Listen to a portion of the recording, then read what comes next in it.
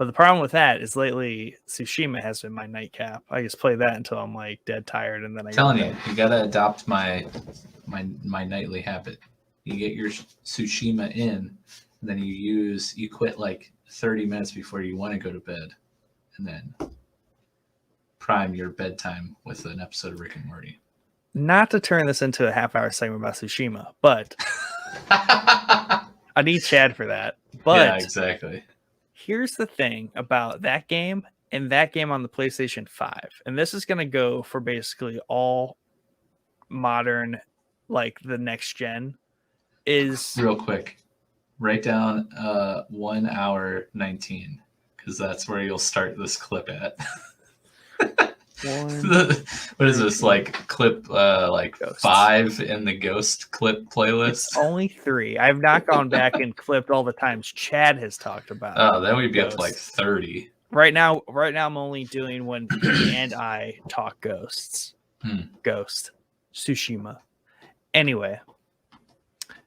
And this is probably the case for all like next gen consoles, is those things are so fast at this time that you basically within like moments, like within 10 seconds, 5 seconds, you can go from watching something on Netflix to playing a game.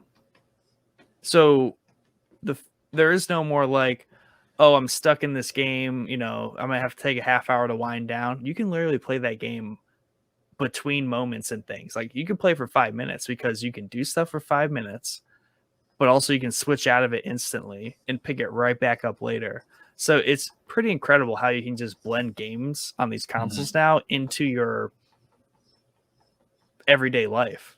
Right. Like you could be walking through the room, grab the controller, hit the button, and within like moments you can be playing your game again.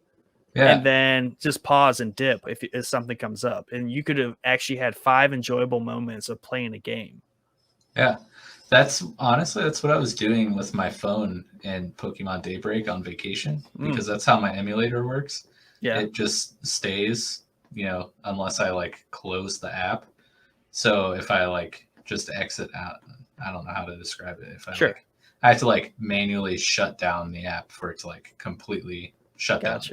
But if I just like hit the home button, you know, and it goes in the background, it's just kind of there until I open it back up. So like I'd be, I don't know, waiting, you know, holding the youngest while she was napping or whatever, and like playing Daybreak while she slept. And then she wakes up and I'm just like, oh, like lock the screen, put it down, and then pick it up like 4 hours later. I'm right back where I was.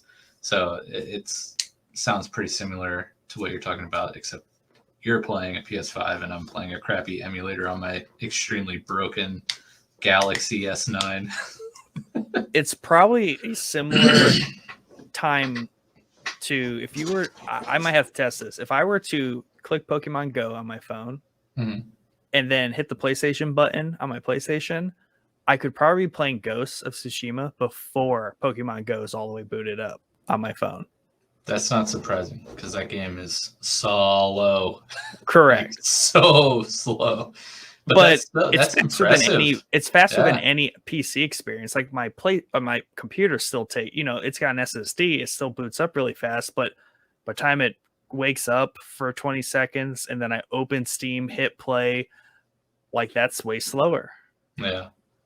Yeah, no, that's impressive that a PS5 and a game like Ghost that I've never played, but like every screenshot I've ever seen, which Chad has like 800 of them to 6 show. gigs worth. It just looks like that game is massive, and the fact that you can just be like, boop, 5 seconds tops, you're like in there playing is pretty crazy.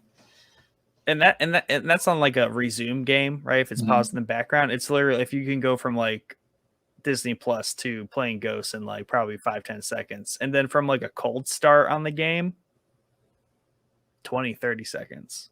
Dang. So that's why it almost doesn't, like, it's so hard to say, oh, I need to stop playing the game now and kind of like, as Underfunded says, prime myself for bed, because I can play that game seamlessly. And the way that game is set up is you can almost pause at any time and you're right back to where you were. Like there is Well, I've never really paused mid mission, but I've paused mid like to do, and it doesn't like throw you back. Like it saves frequently. It's just so seamless. Yeah. And I imagine that's how a lot of RPGs will be on these next gen consoles. Right on. Yeah, for me, it's not so much like where I'm at in the game. It's just whenever I'm gaming, after I get done, my mind is just like really busy. So I use a show to like make my mind stop thinking. And I think it's probably because I play a lot of like, well, MOBAs, and which is multiplayer, which is trying to think of strategy and like the rush of winning or losing in ranked, and then you're just thinking about what you could have done better or how bad you just stomped the other team. But even with like my Nuzlocks, which have been very emotional the last couple of days, you know, I had to like walk myself off the cliff of like, I can't believe let me count real quick. 1, 2, 3, 4, 5. Wow. 5 Pokemon die in the last 2 days. Pokemon Protective Services are going to be coming for me. Yeah, you're coming in way too loose on this back from vacation. You're like, oh, I'm so good. Yeah. Underfunded says my cell service is so slow. Pokemon Go takes ages to load for me. Same. Yeah. And I've experienced quite a bit with Go lately that, you know, not that this is becoming, you know, what's playing, but it's becoming what's playing. That's what the people want.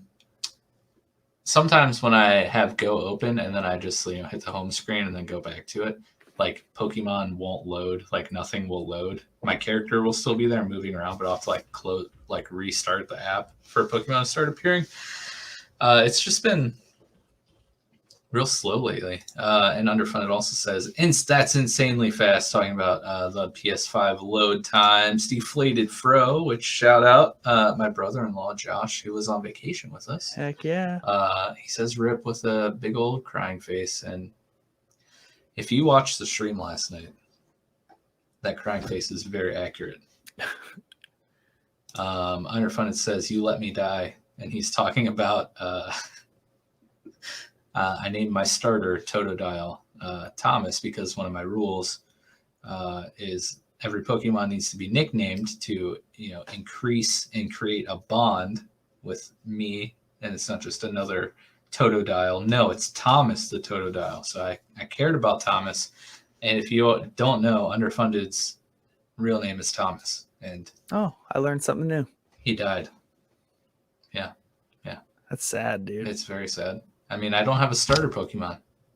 My starter Pokemon's dead. I know you don't play Pokemon. So you just play until like you've let all your Pokemon die, or what's the end game here?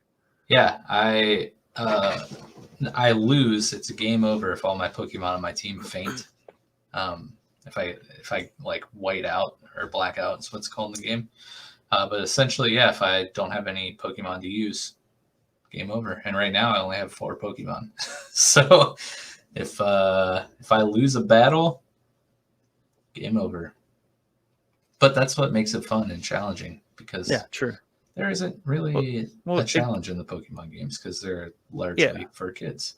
Yeah, and it puts a little bit of a time limit instead of having like Nuzlocke run 400 and day 453. Yeah, exactly. And it does a cool thing too, again, not to just completely hijack this What's Watching episode. I'm going to clip this and make this a What's Playing clip. Do it. Because the people need to know. Let's change the background to What's Playing. The other thing is, a lot of times in Pokemon games, at least for me personally, you'll find certain Pokemon that you like or that you know that are strong, that you'll always find yourself going back to using. So your team can consist of up to 6 Pokemon. So a lot of times I'll find myself using largely the same 6, maybe even 4 or 5 Pokemon every time I restart a game. So what the Nuzlocke run does is the main rule is, there's different variations on it, but the main rule is you can only catch the first Pokemon that you encounter in an area, and that's what you have to use. So like this entire run, I've been using Pokemon I never would have used before. So that's kind of cool. Yeah. And then once they faint, then they're dead and you're not allowed to use them anymore. So you either have to like release them or throw them in your PC and just let them sit there.